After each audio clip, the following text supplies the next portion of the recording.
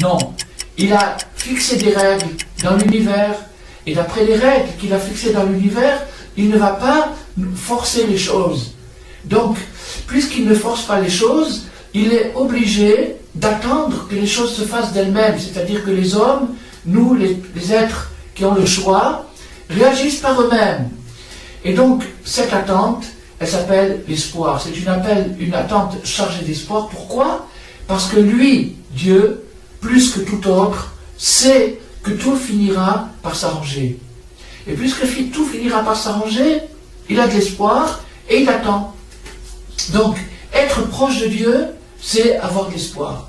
Cette qualité d'espoir, elle nous rend proche de Dieu. Dès l'instant où on espère, peu importe dans quelle situation on se trouve, peu importe dans quel pétrin on a pu s'empêtrer, du moment qu'on éveille dans notre cœur l'espoir, à ce moment-là, immédiatement, dès qu'on espère, on est proche de Dieu. C'est pour ça qu'il est dit dans le verset, « Espère en Dieu et renforce ton cœur », et « Espère en Dieu », c'est marqué 2 fois dans le même verset.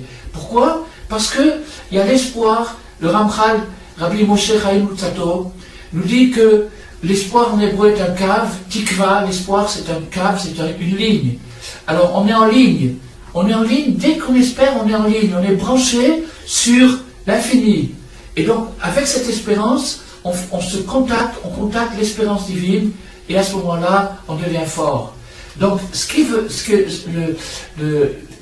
je traduis tout simplement, j'explique un peu ce qu'on est en train de lire, c'est-à-dire que pour pouvoir faire face au désespoir, au découragement qui est engendré par la déception qu'on peut expérimenter par rapport à soi-même, par rapport à la société, pour faire face à cette déception, il est nécessaire de créer l'espoir.